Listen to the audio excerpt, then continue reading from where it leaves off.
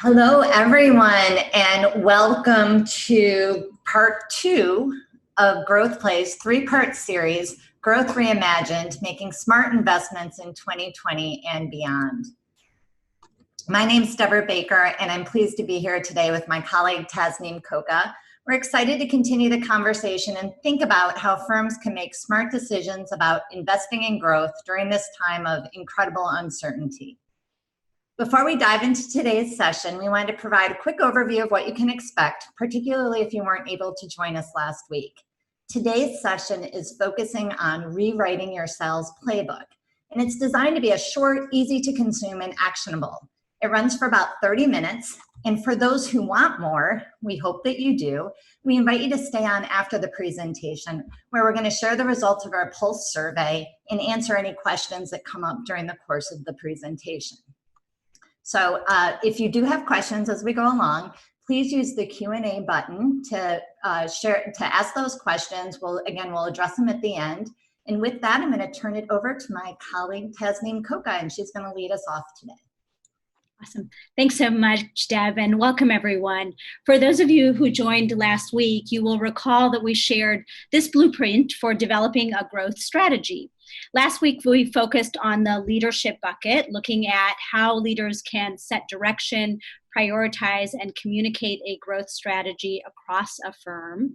Next week, we're going to focus on equipping individual business developers to play to their strengths, build their skills, and be motivated to develop business. But this week, we're focused in the top right corner on teaming. We're going to, when we talk about teams here, we're typically referring to your industry or practice group teams, basically the business units that are charged with the tactical execution of a growth strategy. And in order to do that, they need clear goals, specific tactics to execute on, and metrics to know if what they are doing is working. And we call that a sales playbook. That's the tool that helps put those teams put that in action. At Growth Play, when we work with clients to create playbooks, we use our revenue acceleration framework, which you see here, as an organizing tool. So the framework has been around. We've developed it over the course of the last about 20 years, and it's designed specifically for doer sellers, lawyers and other professional services providers who are charged with both doing and selling the work that they do, as a way to improve their business development effectiveness. The revenue acceleration framework specifically helps teams clarify a number of things. Number one, their target markets or good fit buyers. Number two, their messaging or team value propositions. Number three, what they're doing to build relationships with high value targets, prospects, clients. Number four, the tools and best practices that they'll use in sales presentations in order to bring business across the finish line. Number five, the client experience standards that they'll use in order to manage and grow existing client relationships. And then lastly, in the innovation bucket, the mechanisms that they'll use to adapt to change to better meet client needs. Regardless of whether you use a tool like the revenue acceleration framework or some other model to create a playbook, you want your playbook to essentially accomplish three specific things. Number one, you want it to create clarity around what the team's goals are and what they will do to achieve those goals, the tactics they'll use to achieve those goals. Number two, you want that playbook to leverage the collective knowledge of the group and document best practices. So often we see individual business developers doing really, really great stuff on their own, and the playbook is an opportunity to collect that and be able to share it with the group so that multiple people can partake in those best practices. And then lastly, we want the playbook to help our teams manage and measure their success so that they know whether they're progressing towards their goals. Deb, anything you would add in terms of playbook fundamentals at a high level? Yeah, I think one of the things we're seeing in the time of COVID is that there's really an elevated interest in teaming, and that happens in one of two ways. You know, for many practice groups, we've had practice groups that have been established for a long time, but they've never really gelled from the perspective of business development. And we're finding that COVID has actually created some urgency around coming together, and a playbook is a really great place to start those conversations. On the other end of the spectrum, we've seen practice teams that have been running really effective business development and sales efforts, but because of COVID, the plays in their playbook that they've traditionally relied on are no longer options. So they're literally having to rewrite their strategy given the changing conditions that we're in. Awesome. Thanks so much, Deb. And so let's talk about that, right? We, as you all have noticed, undoubtedly, the world has changed a lot since the year started, and marketing and business development in particular has been particularly impacted. So let's talk about some of the trends that we at Growth Play are seeing and how you might use a playbook to focus your teams on what's necessary ahead. So the first thing that we're seeing, and we're all seeing this, is that the world has undoubtedly gone virtual. And the new rules of business development require us to look past events and face-to-face interactions for generating demand. We'll talk a moment about how to do that, but in the absence of lunches and coffee meetings, in the absence of large-scale conferences or networking events, we have to find other ways to generate demand and engage with prospects and clients. Number two, in a time of uncertainty, we are finding that client experience is more important than ever. Buyers of legal services now more than ever are looking to the people that they know, like, and trust for their outside counsel help.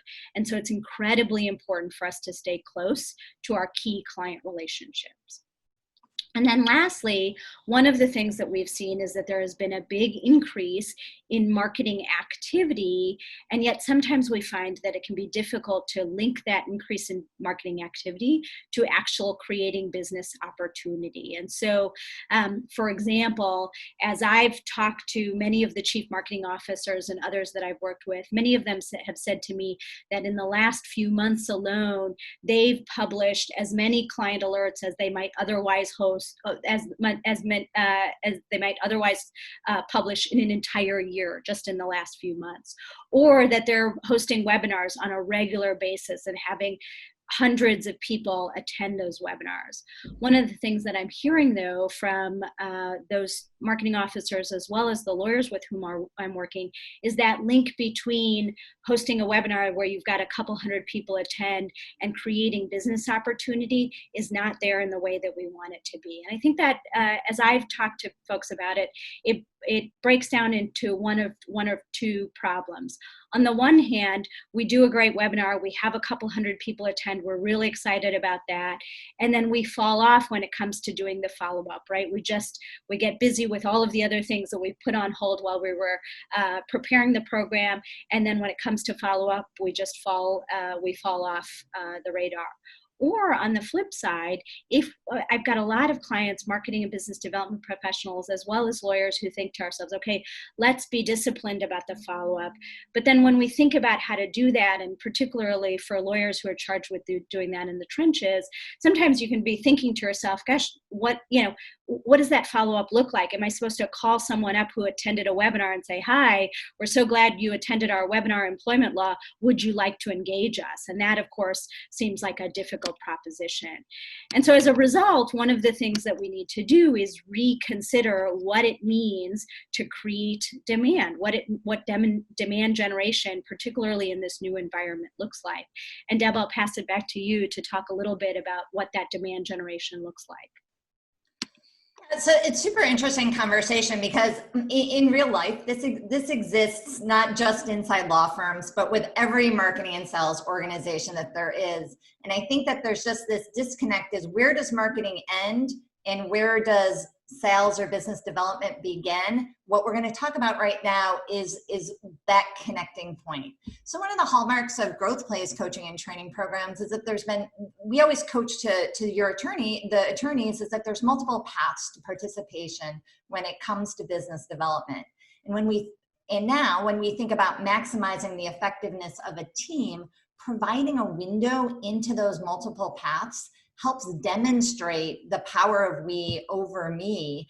And it's these demand generation tactics that you put into your playbook that will provide those opportunities to engage your team. So let's talk specifically about what they are. The most common sales strategies for law firms is the connect strategy. And when I think of this as those are those big ticket industry events and other face-to-face marketing activities. I almost think of it like a fishing expedition, right? You're going to find find that pool with the largest fish in it, and 2 or 3 times a year, you and your team are going to go fishing. You're going to catch a lot of fish. You're going to go back, and that's what's going to feed you until the next time you go.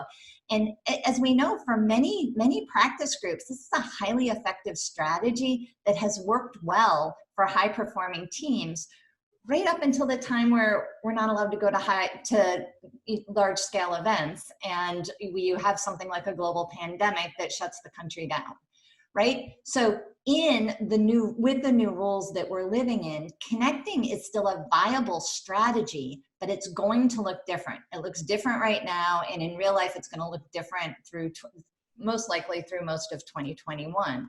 And that leaves you with 2 choices.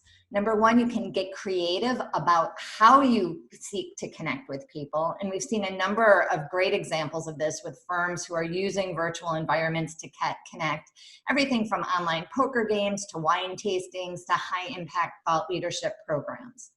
Number 2, you can expand the sales tactics that you're using and try on some different strategies. And Taz is going to talk to us about the next strategy, which is the expand strategy, and we'll walk through those other 4 with you. Awesome. Thanks so much, Deb. So the expand strategy is one that I suspect is not new to us, right? It's the idea that we are looking for new opportunities to solve more problems for existing clients. That often we all talk about is our lowest hanging fruit when it comes to new business development. And many of us have put a lot of time and energy towards that. Many of you have formal client feedback programs within your firms. You've established client service standards across the firms. You've gotten working with client teams for some of your key client accounts. And yet when we look at the amount of time, resources, dollars that go towards deepening and growing existing client relationships versus landing net new relationships, we often see that there's still a ton of resources being put towards net new relationships and not as much being put towards our existing client relationships. At this very moment, this has to be our number one strategy. As I talked about earlier, when we talk to buyers of legal services, they are telling us that at this very moment, there are very few instances in which they are looking to change horses when it comes to outside counsel, that by and large, they are looking to the outside counsel that they know, like, and trust to do business with. And so when it comes to this expand category, one of the ways we would encourage you to think about it is across three ways. One is, what is it that we have to do to guard the work that we already have? We've got a lot of existing client relationships where our primary purpose is to guard the work that we have. And sometimes that looks like making sure that none of those relationships with key stakeholders within our client relationships are going stale, right? That we're staying warm and on the radar of all of the key stakeholders within those client relationships. Sometimes it means that looking at weaknesses, right? Where is our business potentially open to competition?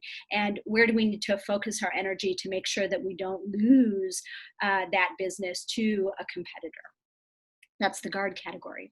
A second category is the grow category within expand. And this is where we are looking for ways to either increase the service that we are already providing to that client, right? Get them consuming more of that service, or we're looking to expand into new areas of service. We're looking to expose them to new practice groups to get access to new opportunities by which we can grow that client relationship. But that second category, guard and then grow. And then lastly, one of the things that we sometimes don't always think about when it comes to existing client relationships is the get category, which is how is it that we can leverage our existing client relationships to get access to new potential clients, whether that's within that client organization or potentially outside of that client organization with their peers in other organizations. But one of the key things that we can be doing when we think about existing clients is how is it that we can go from an existing client relationship and expand that into net new opportunities. Deb, I'll pass it back to you to think about, to talk to us about the other 3 demand generation strategies. Yeah, sure. So if you think about connecting and expand, if you think about those as people-driven strategies, it's all about the relationship and what can you do to enhance and deepen that relationship based on the individual people that you're building the relationships with. The next 3 strategies we're going to talk about, I think of as insight strategies. They're really driven around content or substantive information.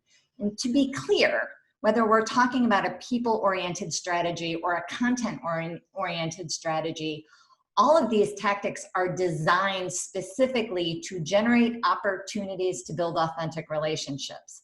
That's why we're calling them demand generation tactics as opposed to brand or profile raising. But insight strategies, they're using the ideas to create those conversations first. And there's 3 of them. The first is the influence approach, and that's using your niche subject matter expertise, whether it's through a practice group or an industry knowledge, to build the profile and give the influencer something to tee up conversations with. So this could be anything from return to work opportunities and risks, affordable housing tax credits, cybersecurity, any of those areas where you really need a subject matter expert to understand the nuances of what's going on and to use that to make clients smarter about their business, right? The second kind of insight-driven tactic is the activate tactic. And what I think this is when there's something that triggers an immediate need for legal services. So we've seen a lot of this, right? It's changes in the law or market trends that are creating opportunities to proactively reach out to clients about some time-sensitive issue.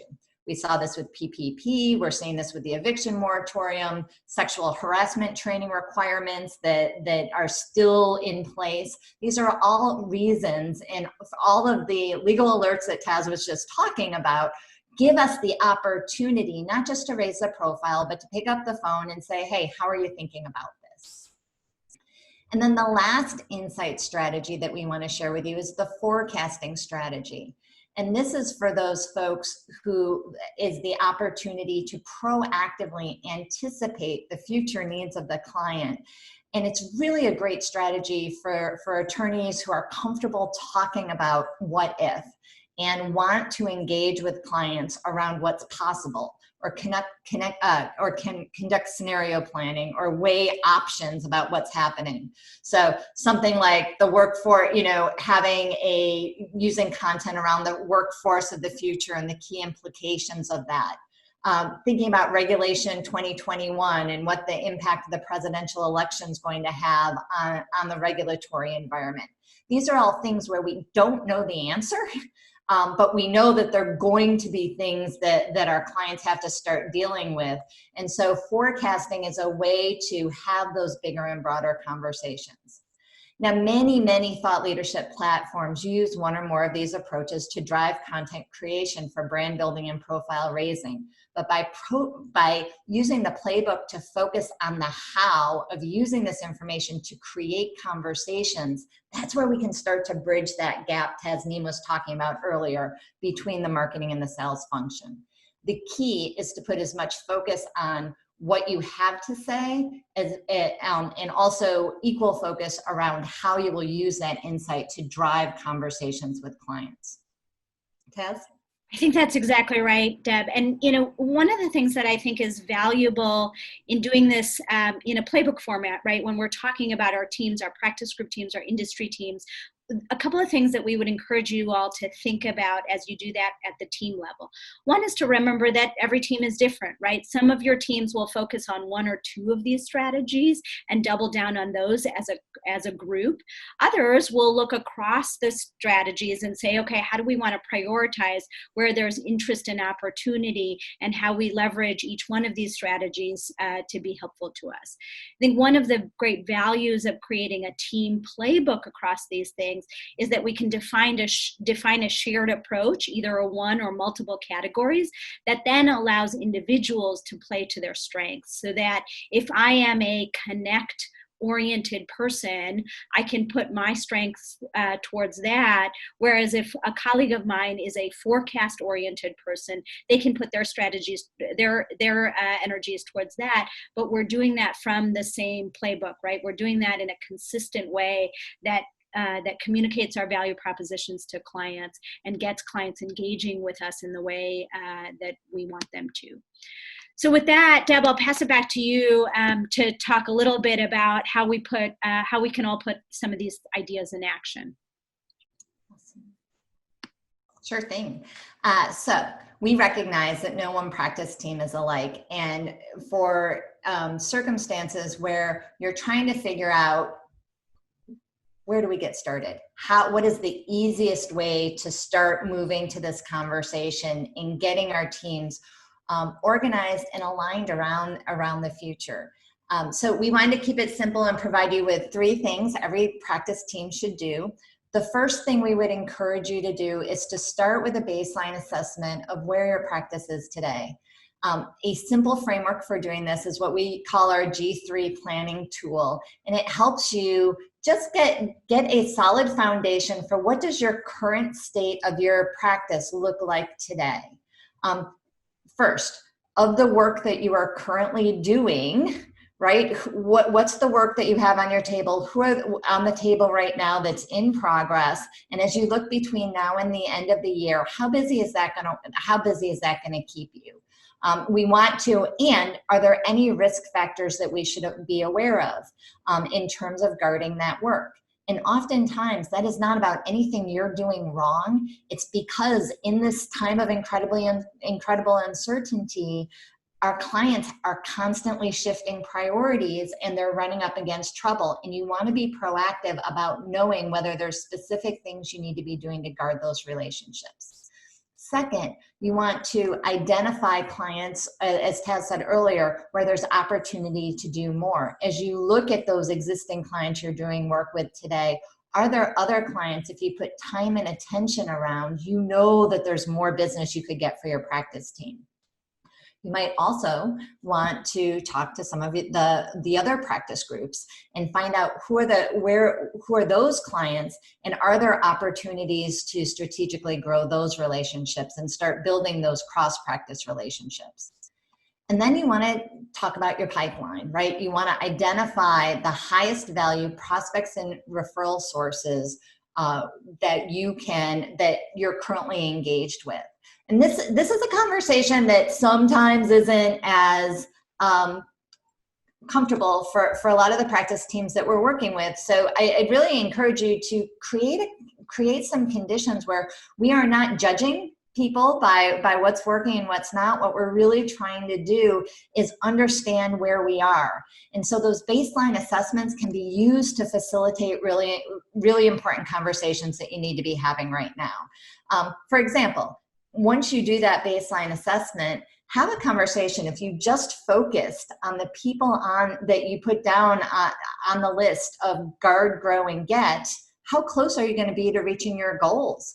We've found that many of the practice teams that we're working with right now, when they go through this exercise, it's really a wake-up call for them to say, wow, we have a ton of opportunity here. We aren't being as intentional as we can around some of these existing relationships that we already have. And that can actually help motivate folks to get more focused. Second, if there is a gap, that's okay. It may not feel as good, but don't you want to know about it? Because now you can say, what are we going to do? And it gives us the opportunity to identify other areas where you might want to focus. The second thing we would encourage you to do is to create buyer profiles. Define good fit buyers by looking at things like the type of organization, title classes, geography, stages of the business life cycle, and engage in conversations about what is the difference between a good client and a great client. Discuss where the greatest opportunities will be to access those clients and prioritize those high value investments. This, incidentally, is a really great mentoring and learning tool. And one of the benefits I see from a practice group is it's a way to capture the institutional knowledge of your practice team. So for seasoned business developers and senior folks on the team to share what they've learned over the years in terms of how to distinguish between good and great. And it gives opportunity for newer business developers to understand some of the nuances of the practice group. I think third, you also want to think about resource allocation, both in terms of time and in terms of financial investments that you're going to make. We recommend always a divide and conquer approach that allows people to work to their strengths. One of the reasons we split those demand generation strategies into people-driven and idea-driven, because we often find that inside a practice group, there are people out there who just want to go make friends and will find a reason, give me the right person to meet, and I will find a reason to connect and expand that relationship. And there's other people who are great relationship builders, but just going out and meeting people, that first step is really hard. So leading with ideas, they're using that as a way to create the conversations, keeps people comfortable. It's okay, like you don't have to be good at everything. And it's okay to give people on your team the opportunity to sign up and say, hey, I'd rather pursue this strategy. That's gonna keep people motivated, and it's gonna take some of the pressure off the feeling that many of the attorneys we work with feel like, oh, I'm supposed to do all of those things all of the time on top of doing the work, on top of doing all these internal contributions. And that pressure makes it harder to get people started. So when you can divide and conquer, you're really going to have an opportunity to do that. We also think 90-day plans are a good place to start. If you start with metrics that like in the next year, we need to accomplish these things, it can feel like a big road to climb. So we want, if you work in 90 days, you have the opportunity to say, what can we do now? Right? Let's get out there and do this. Let's do it for 90 days. Let's commit to this set of activities, to this set of metrics, and then let's see how it worked. And if it worked, let's keep doing more. And if it didn't work, let's figure out, did it not work because it was the wrong thing to do? Or did it not work because we didn't do it right? And if we didn't do it right, how might we adjust and how might we adapt? This is going to give you more power and more control over trying to stay on track, and again, keep people energized and motivated. And finally, we'd encourage you to identify a simple set of metrics that can help you look ahead and anticipate whether you're ahead and behind in those goals. And I will just kind of tee up if you're going to stay on for the Pulse survey. There were some interesting findings in terms of metrics and pipeline management. So if those are things you're struggling with, we'll address some of that in the Q&A section as well. Tess, as we wrap up today, final thoughts? Yeah, Deb, as I've thought about the ideas that we've talked about today and my experience having led marketing and business development efforts for a large firm, I would say one of the things that was hardest about getting teams on the same page and getting teams organized and collaborating and moving in the same directions was this idea of it. It's so much like herding cats, right? We've got lots of very strong personalities who all are kind of doing their own thing, and bringing that gang together can be difficult. For those of you who are facing that, the thing that I would encourage you to think about is that making this investment in creating a team playbook can do a few really valuable things for your individual team members, the cats that you may be herding. One is that having a playbook can create a sense of direction that can be very valuable for individual team players, right? Most of us, while we love doing our thing and being great in our lane, most of us derive some sense of satisfaction from being part of something greater than ourselves. And so where we've got the ability to see a vision, to see a strategy, to see goals that are bigger than ourselves, and the ability to plug into those, that can be very motivating. A second thing that I think is valuable about the kind of playbook strategies that we've talked about today is that while they collect the wisdom of the group, so that we've got the group learning with and from each other and swapping notes on what's working for one and what's working for the other and how they can learn from the experience of each other. There's some real benefit to that while still preserving individual autonomy, right? It's not like you're saying to anybody, you have to do it this way. It's saying, look at all of these different ways in which you can do it. And I think that's a real powerful way to frame a playbook. And then lastly, I would say, one of the things that a playbook does is then allows people to play to their strengths, right? You do, in fact, preserve that autonomy so that people can play to their strengths depending on what they're good at. So I think that's what we have for today. With that, we'll mention that that wraps up our program today. For those of you who are leaving now, thank you so much for participating, and we hope we'll see you at our final session next week, where we'll talk about individual business developers and how to recharge that business development team. If you can stay, in about 30 seconds, we're going to share the results of our pulse survey, and we'll address any of the questions that you all have. So if you've got questions, please submit them in the chat function, and we will we'll get to the pulse survey results momentito. All right, Deb, do you want to take us into our pulse survey results? Absolutely. So our question, this is the third question. We shared the results of the first two questions last week. Incidentally, we had about 125 people respond to this, and we asked the question, what is the top priority of your practice and industry teams right now? And as you can see from the results, pipeline management was the leading contender in that, followed by marketing and business development coordination, as opposed to administrative and budget and the catch-all other bucket that we included on there.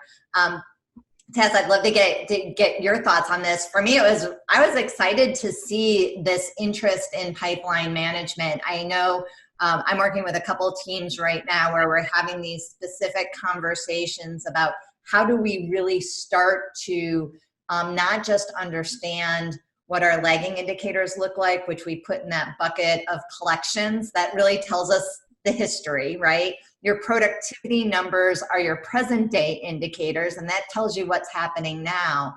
But what are those leading indicators of success, and how can we get smarter about knowing where we are down the road? And it's been some of the most interesting work that I think I've done this year. So it's fun to see this on here, and I would love to learn from many of you on this call what part of that is working best, and what types of challenges that you've had. But Taz, what's your observation on that?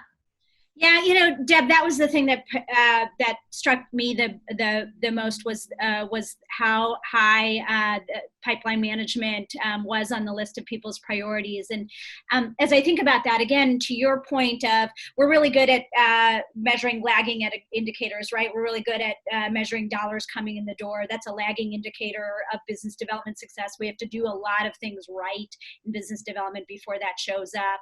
Productivity, like you said, and a current indicator of success.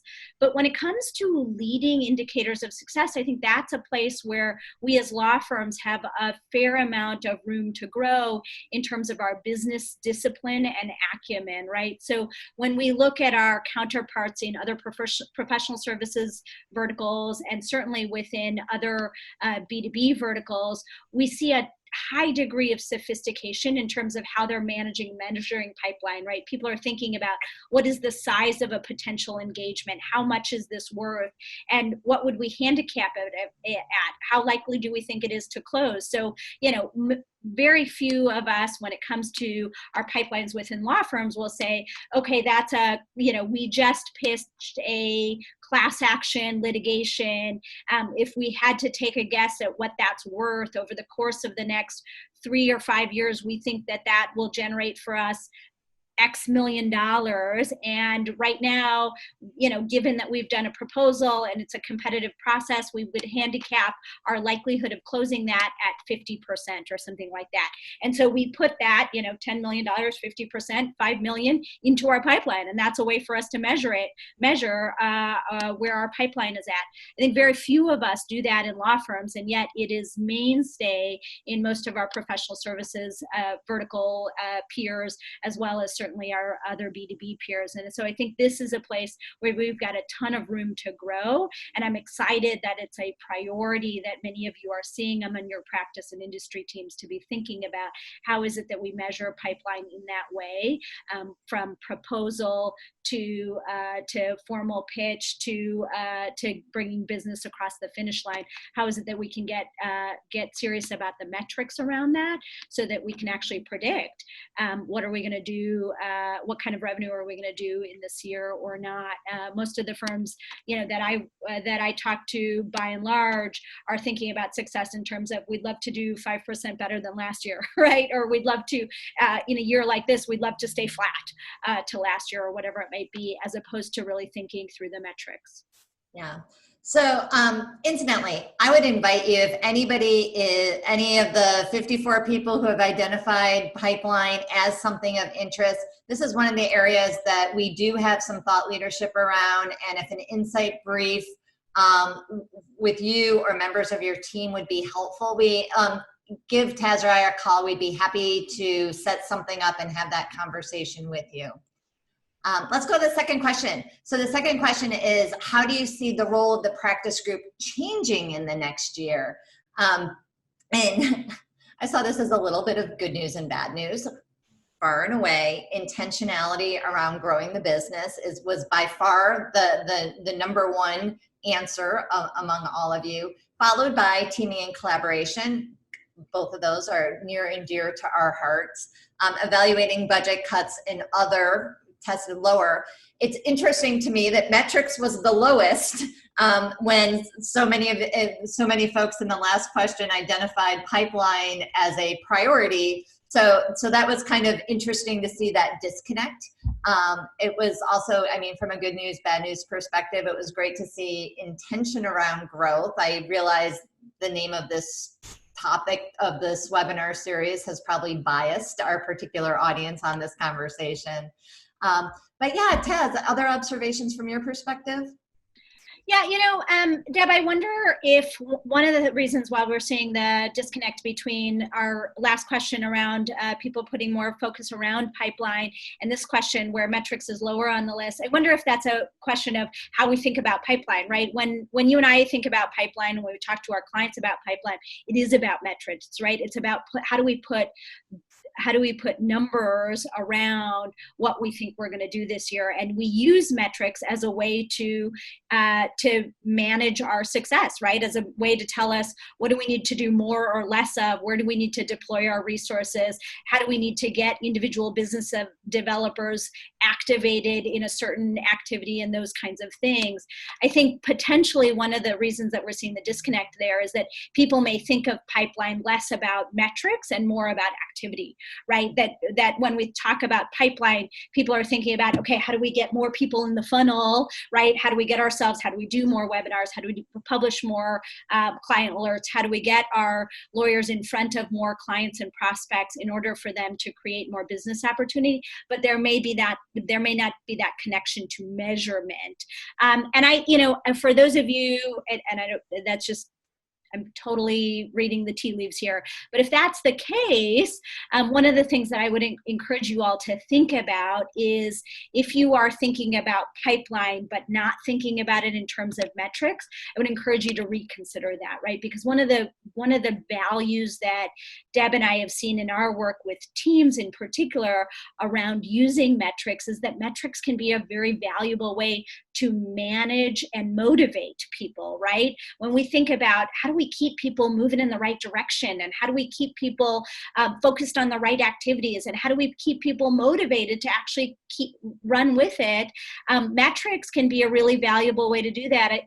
I'll tell you all from my perspective, working with individual business developers, I think one of the things that I hear over and over again from individual business developers is what a slog it can be every day on a day-to-day basis to do business development, right? One of the things that I talk to my coaching clients a lot about is that as lawyers, we get really used to seeing the immediate results of our work, right? You draft a brief and you have a brief to show for it. You go to a negotiation on a purchase and sale agreement, and you have terms of that purchase and sale agreement hammered out. And so you do a thing and you have something to show for it. Whereas with our business development activities, it's very seldom that you host a webinar and all of a sudden there's gobs of money rolling in the door. That's just not the way it works. And so if the only thing that we measure is the dollars coming in the door, then in the moment, our lawyers are going to get super frustrated that they feel like they're spinning their wheels, right? Because you can host 15 webinars over the course of 3 months and still not see gobs of money rolling in the door. But if we start to think about metrics in different ways, if we start to think about, okay, we hosted that webinar, how many new people did it get us in front of? How many of our existing contacts did it get us in front of? How many of those existing contacts were we able to engage in a business conversation with? Those kinds of things. So when we start measuring some of those leading indicators of success, as opposed to just measuring dollars coming in the door, we start to put more metrics around it in a way that helps us manage that pipeline. Yeah. Do you have any other thoughts on that? Yeah, no, I think you're really hitting on it. There are some, and I think just the practicality of how do you do it, right? Like, what are you measuring besides activities? We do tend to run out of things to track because they're not natural behaviors. So part of that, I think, again, for the marketing and business developers on this call, there are some simple metrics that you can think about. Number one, activities are important, but it's also important to measure advances and recognizing that there's a lot of advances before revenue comes in the door. So understanding that, hey, like, we knew our practice team had identified 20 prospects and connectors at the beginning. 90 days later, we now have grown the list of prospects and connectors to 30, right? That is a measurable, that is something that's really specific and measurable. The other things that as you're having conversations with people, how many conversations did you have? Another really simple metric to track is, did they lead to a second conversation, right? That is an advancement in developing that relationship. Another thing that you can measure after that is, how many conversations about business did you have, right? Like, are we really great at relationship building, but we never really talked turkey? Did you move a friend into a professional contact? Something very sticky to measure. And then how many opportunities, did you uncover any opportunities? Whether that work has happened or not, whether there's actually an opportunity to pitch for business is still a separate question. But are people calling you up and say, hey, we're thinking about this, or can I talk to you about how we might address this? That gives you an inkling that not only is this a good fit client, but this is a good fit client with a need. We're still trying to figure out what the timing is, but knowing that there's a need, that's something else that's measurable. So there are a set of very specific and tactical things that you can measure along this way. And this is a great way, again, for business development teams to elevate the work that they're doing, and for practice teams that aren't as comfortable or haven't been as intentional around growth as they have in the past, to have a different type of conversation. Yeah. Awesome. Well, with that, I think we are ready to wrap things up. So, gang, thank you so much for joining us. Again, we hope that you'll join us for our last program in the series next week on next Thursday on how to motivate and engage your individual business developers. So we've gone from strategy to teams, now to the individual business developers. And as Deb said, in the meantime, if you all have questions about any of these kinds of things, or you're thinking about how to execute some of these ideas within your own firms, please look to Deb and I as a resource. We've got our contact information in the materials. For those of you who didn't receive the recording of materials from last week, those are available. We will also make the materials and recording of this program available to you as well. But we'd be delighted to hear from you. If we can be a sounding board or a resource to you, help you think through these things, help you brainstorm, we'd be delighted to do that. So please do seek us out. And in the meantime, have a great week. We'll see you next week. Bye. Bye, gang.